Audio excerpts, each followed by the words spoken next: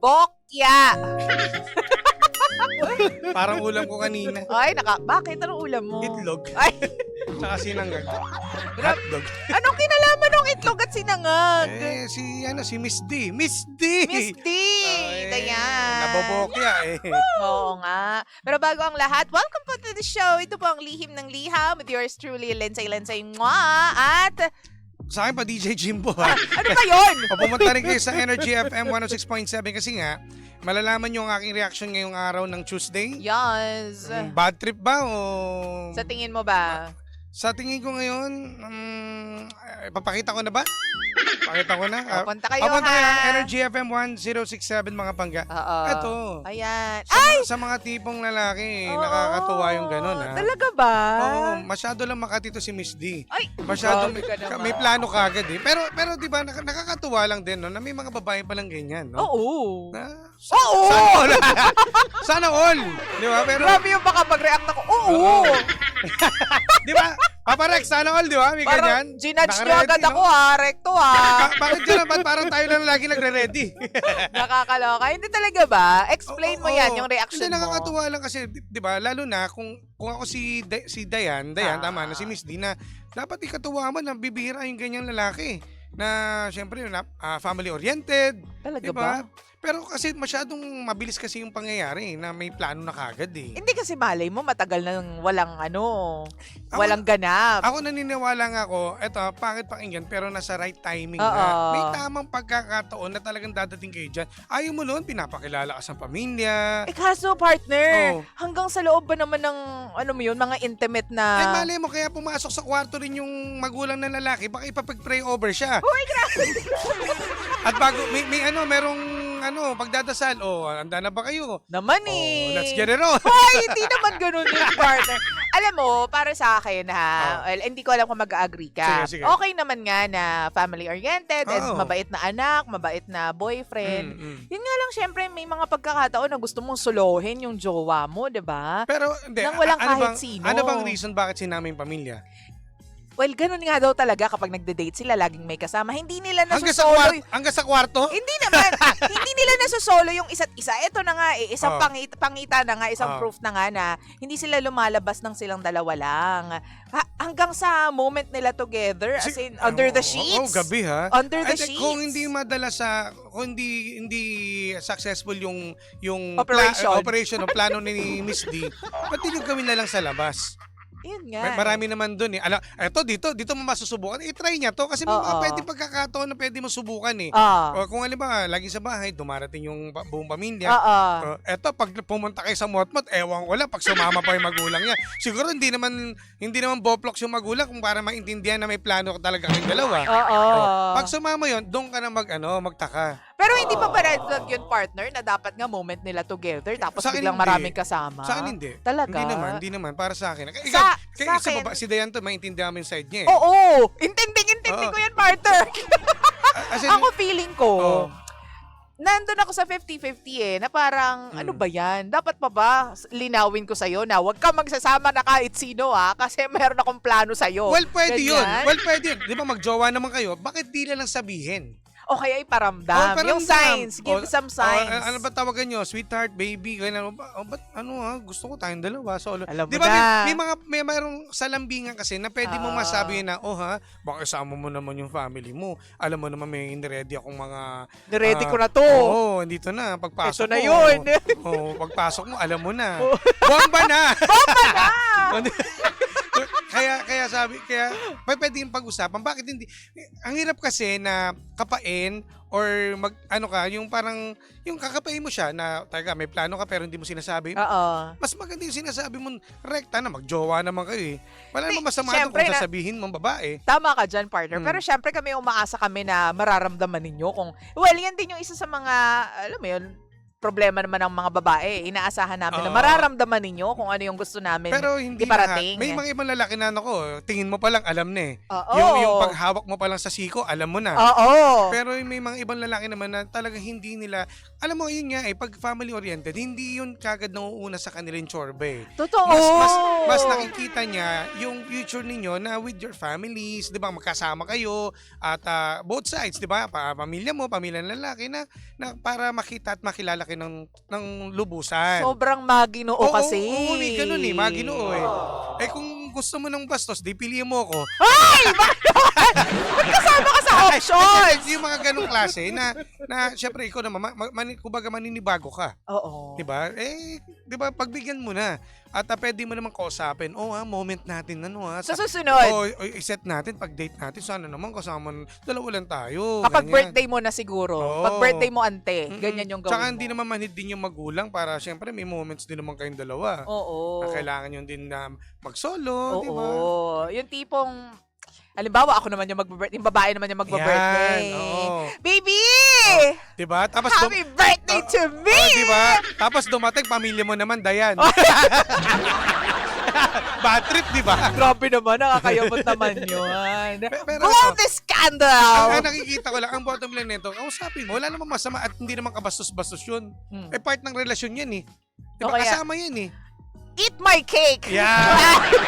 Hihiwain ko yung cake na dala mo. Hoy! Diba? Ganun. Diba? Hindi nga, may mga ganyan nga. Pero sa akin, ako 50-50 pa rin, partner. Kasi syempre, dapat maramdaman mo eh. Kahit mga lalaki, dapat maging sensitive kayo sa mga gustong iparating na mga babae. Although, mas maganda nga yung kino-communicate ninyo. Well, hindi naman yun magiging kabawasan Oo sa naman, pagkatao tama. ninyo. Kung kahit pa paano, kakapain ninyo, ano kayang gustong, Yes. ano kayang gustong mangyari ng jowa ko? Or Ganyan. hindi naman din natin masisisi yung lalaki, yung boyfriend ni Dayan na baka naman yung magulang niya gusto maging close sa'yo, Dayan. Kaya Pwede, di ba mas oo. bibira ng ganun ha, na Totoo. gustong makita ka, Oo. gustong kasama ka lagi. Oo, kabanding. Mas maganda ngayon ganun kaysa naman sa lagi may masasabi sa'yo. Pero yun nga lang, siguro, minsan kailangan din tansyahin ng pamilya eh. Oh, hindi na kami sasama dyan kasi moment nyo yan. Kahit pa i-insist minsan ng lalaki o nung babae na, sama kayo kasi may gagawin kami ni halimbawa ni Jim. May gagawin kami ni Jim kasi birthday niya. Magsusungka Sama kayo. kami, sungka. Sungka. Sama kayo. Alam mo, minsan, may mga tao, lalo na yung pamilya, they should learn how to, step back a bit. Na, hindi, ano ka ba? Birthday nyo yan. Magse-celebrate kayo, kayong dalawa lang. Sige na, or next time na lang kami sasama. Dapat may ganun. Sinabi ba niya, no? Sinabi ba ni Dayan na ilang beses na nangyari to? Oo, lagi daw may kasama sa mga dates, laging kasama yung pinsan o pamangkin o kaya ate at saka nanay, ganun. So, naghahanap siya, naglo-long siya for a moment na silang dalawa lang talaga na machi-cherish So, niya. eto na nga yung time na para kausapin mo, karelasyon mo naman, magjowa naman kayo eh. At karapatan mo rin na tanungin at sabihin sa kanya yung plano. Hindi lang kasi minsan lalaki talagang hindi rin maintindihan kung anong gusto ng babae. Sabihin mo, ba't ba mahihiya?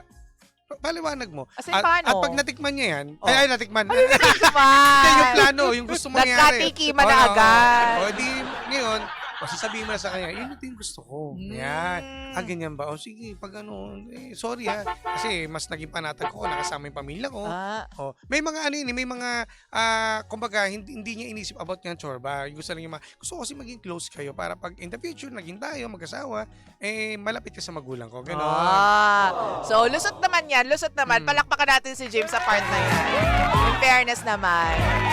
Oo. Pero kausapin talaga the best. Mag-usap pa rin talaga kayo. Sabihin mo, huwag ka mahiya. Ako nayayamot kasi ako sa mga lalaking insensitive eh. Yung mga hindi alam na ito yung ibig sabihin ng mga galawan. Hindi mo talaga masasabi lahat ng partner na Maren. Oo, na may totoo. mga ibang lalaki talaga, pananabit pa lang, pabangon pa lang, alam mo na yung gusto na may gusto mo yung mangyari. Di may ganun eh.